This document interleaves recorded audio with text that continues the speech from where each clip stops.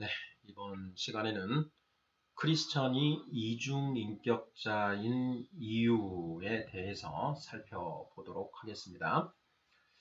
크리스천이 이중인격자이다. 네, 이중인격. 네, 크리스찬이 이중인격자이다.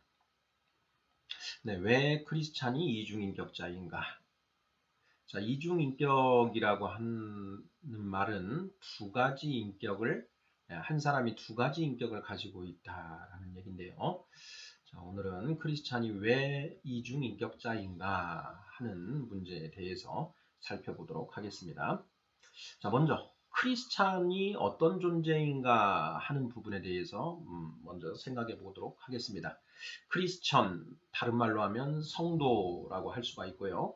자, 성도는 성령 받은 사람을 이야기합니다. 자, 성령을 받아야만 죽었던 영이 다시 살아나는 거듭남이 이루어집니다. 즉 크리스천이란 성령 받은 사람, 성도, 거듭난 사람을 이야기합니다. 자, 그런데 성령 받은 사람이 왜 이중인격자인가 하는 그런 질문입니다.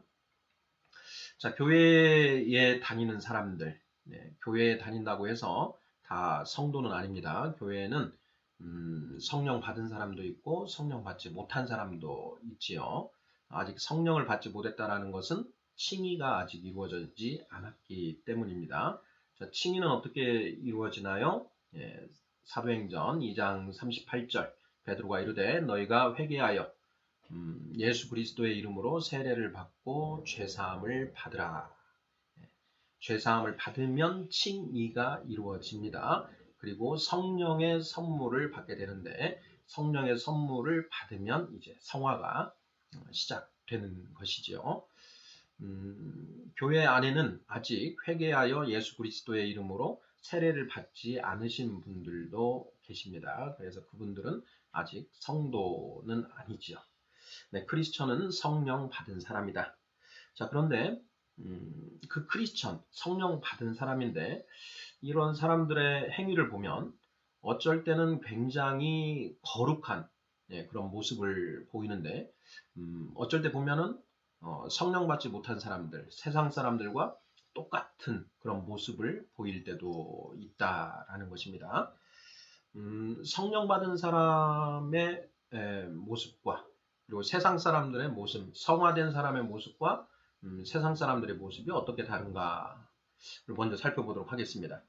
갈라디아서 5장 19절부터 21절 말씀은 이제 성령을 받지 못한 채 세상 사람들과 똑같은 세상 사람으로 살아가는 그런 사람들의 모습을 묘사를 하고 있는데요.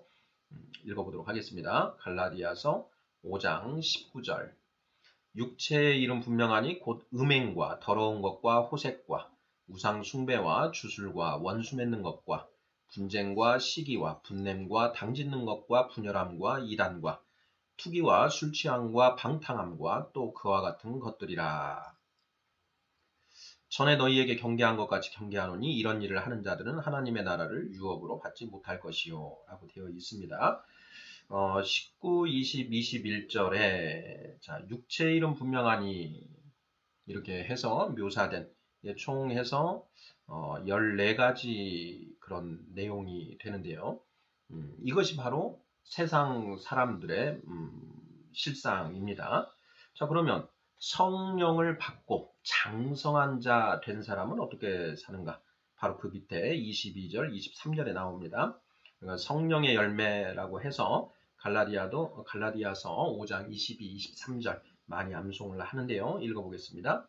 오직 성령의 열매는 사랑과 희락과 화평과 오래 참과 자비와 양선과 충성과 온유와 절제니 이 같은 것을 금지할 법이 없느니라. 네, 성령의 열매 9가지. 네, 이것이 맺혀져 있다라는 것이죠. 성화된 사람, 장성한 자는 사랑과 희락과 화평과 오래 참음과 자비와 양성과 충성과 온유와 절제 이러한 성령의 열매가 그 안에 더글더글하니 맺혀져 있는 것입니다. 자, 크리스찬, 성령 받은 사람들이 어떨 때는 보면 이렇게 성령의 열매를 가진 사람처럼 행동할 때가 있지요. 굉장히 거룩한 그런 상태입니다. 그런데 또 어떨 때 보면은 그 성령 받지 못한 사람들, 세상 사람들과 똑같이 음행하고 더러운 것과 호색과 우상 숭배와 주술과 원수 맺는 것과 분쟁과 시기와 분냄과 당짓는 것과 분열함과 이단과 투기와 술 취함과 방탕함과 또 그와 같은 것들에 빠져 있는 그런 모습을 보일 때도 있다라는 것입니다. 자, 이렇게 성령 받은 사람들이 어쩔 때는 굉장히 거룩한 그런 모습을 보이고 또 어쩔 때 보면 세상 사람들과 똑같은 모습도 보인다라는 것입니다. 그래서 성령 받은 사람들은 기존에 자기 육체의 영, 육체의 영, 자신의 사람의 영과 그리고 하나님의 거룩한 영, 성령이 이 안에 들어와 있기 때문에 두 개의 영을 가지고 있다라는 것입니다. 이러한 의미에서 크리스찬은 이중인격자이다. 사람의 영과 하나님의 영, 이 두 가지 인격을 동시에 가지고 있다라는 것입니다. 자, 크리스찬은 이 두 가지 영을 가지고 있기 때문에 이중인격자입니다. 자, 그러면 세상 사람들은 어떤가요? 세상 사람들은 성령을 못 받은 사람이라고 했습니다. 그러니 세상 사람들은 그 안에 사람의 영만 가지고 있는 거지요. 또 세상의 영만 가지고 있습니다. 그러니 성령 받지 못한 사람들은 일중인격을 가지고 있는 것이고 성령을 받은 사람들은 이중인격을 가지고 있는 것입니다. 우리가 이 세상에 육신을 입고 있는 한은 이 이중인격의 상태에서 벗어날 수 없습니다. 그걸 벗어나기 위해서는 이제 이 육신의 장막을 벗어버려 죽은 뒤에는 이제 성령만으로 빚어지는 영화된 그런 상태로 들어갈 수 있겠지만 이 세상에 육신을 입고 있는 상태에는 이 두 가지 인격을 모두 가지고 있을 수밖에 없다라는 것입니다. 자, 이러한 크리스찬의 이런 내면적 이중인격의 상태를 사도 바울 선생이 갈라디아서 5장 17절에서 명백하게 표현을 해 두었습니다. 읽어보겠습니다. 육체의 소욕은 성령을 거스르고 성령은 육체를 거스르나니 이 둘이 서로 대적하므로 너희가 원하는 것을 하지 못하게 하려 함이니라. 성령 받은 사람의 상태가 바로 이러한 상태입니다.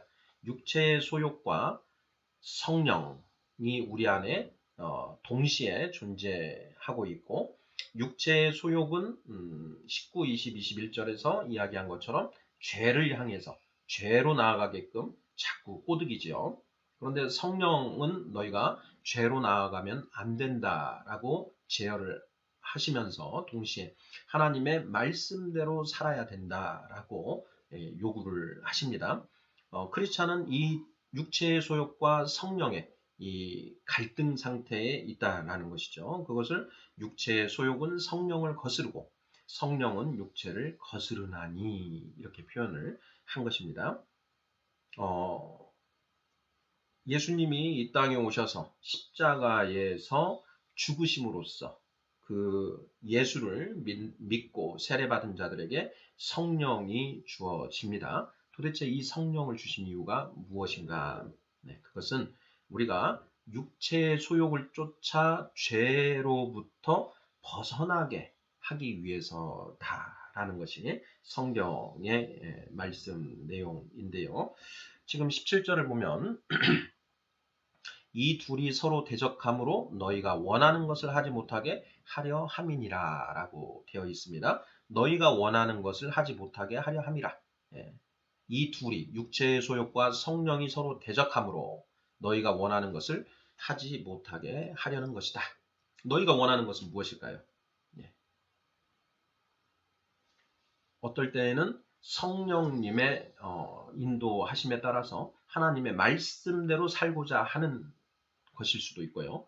또 어떨 때는 육체의 소욕을 쫓아서 죄로 나아가고자 하는 것일 수도 있습니다. 자, 성령님의 인도하심에 따라서 말씀에 순종함으로 나아가려고 할 때 육체의 소욕이 대적해서 그렇게 나아가지 못하게 막는 것.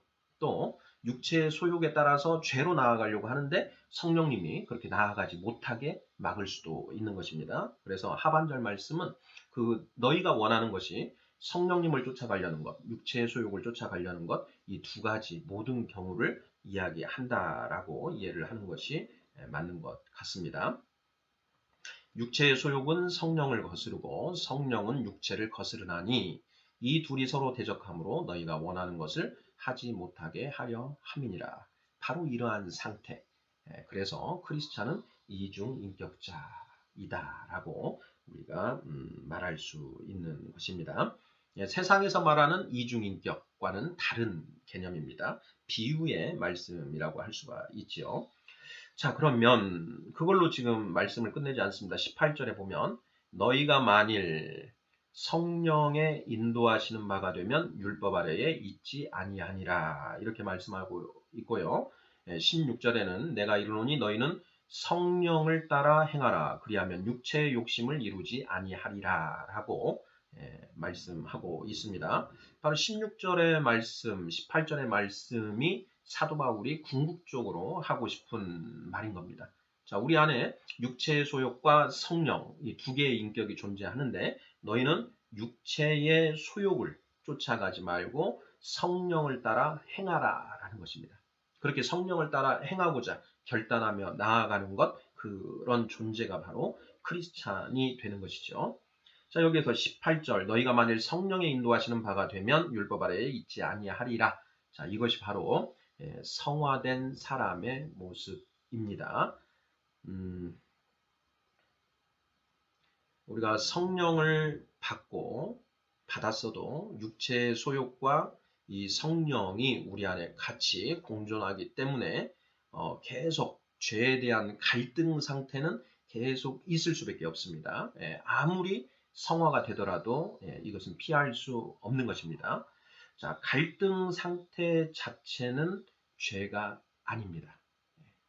그 갈등의 끝에 죄로 나아가기로 결정을 한 상태, 여기서부터가 이제 죄가 되는 것이죠.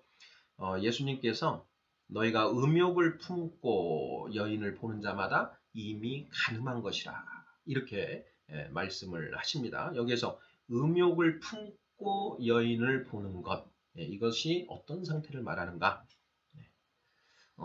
우리가 여자든 남자든 간에 어떤 이성을 봤을 때 순간적으로 어떤 영상이 떠오를 수 있습니다. 죄의 영상이죠. 벌거벗은 그런 상태가 연상이 된다거나 또는 같이 부둥켜 안고 어떤 뒹구는 그런 이미지가 떠오를 수 있습니다. 자, 그런 어떤 영상이 떠오른 그 상태는 지금 죄일까요? 아닐까요? 네, 죄가 아닙니다. 우리 육신은 지금까지 죄를 수없이 많이 짓고 살아왔고 또 세상에 그런 죄된 모습을 많이 봤기 때문에 어떤 상황 속에서 그 죄의 영상이 순간적으로 떠오를 수 있습니다. 그런데 그 상태는 아직은 죄가 아닙니다. 자, 그 상태에서 육체의 소욕은 괜찮아. 그렇게 나아가. 죄로 나아가라고 꼬드깁니다. 그때 성령께서 아니지. 말씀에 뭐라고 되어 있니? 그렇게 나아가면 안 된다라고 제어를 하십니다. 자, 그러면 그 상태에서 나는 육체의 소욕을 따를 것인가 아니면 성령님의 말씀하신 대로 말씀에 따를 것인가 라고 하는 갈등 상태에 처하게 됩니다. 이 갈등이 일어나는 그 상태, 지금 죄입니까? 아닙니까? 아직은 죄가 아니죠. 그 갈등의 끝에 죄로 나아갈 것이냐 아니면 안 돼. 난 절대 그럴 수 없어 라고 하고 죄가 아닌 대로 나아갈 것이냐. 여기서부터 이제 결정이 되는 것입니다. 갈등의 끝에 죄 쪽으로 나아갔다. 그래서 그 다음에 상황을 머리로 계속해서 이제 연상을 해 나아간다. 그러면 음욕을 품고 여인을 보는 것이 되는 거죠. 그 상태부터는 이제 죄가 되는 것입니다. 자, 하지만 갈등의 끝에 그러면 안 되지. 하나님 그렇게 하지 말라고 말씀하셨잖아. 예, 나는 하나님의 말씀대로 그렇게 나아가지 않을 거야 하고 결정을 하면 그건 죄로부터 벗어난 것입니다. 18절의 말씀이 바로 그 말씀이죠. 너희가 만일 성령의 인도하시는 바가 되면, 성령님의 권고, 권면에 따라서 죄로 나아가지 않으면 율법 아래에 있지 아니하리라. 율법은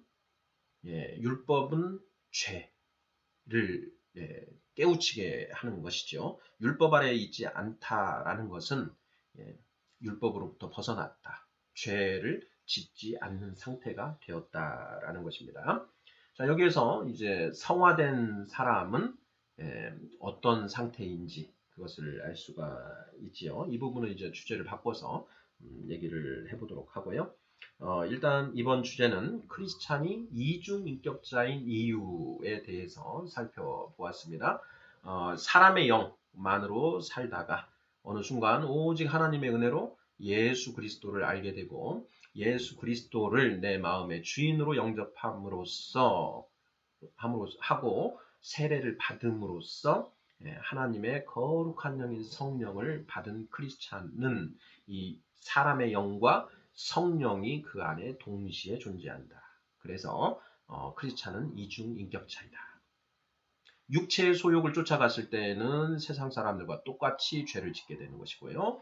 성령의 인도하심에 순종으로 나아갔을 때에는 거룩한 모습으로 살게 된다는 것입니다. 네, 여기까지 살펴보도록 하겠습니다.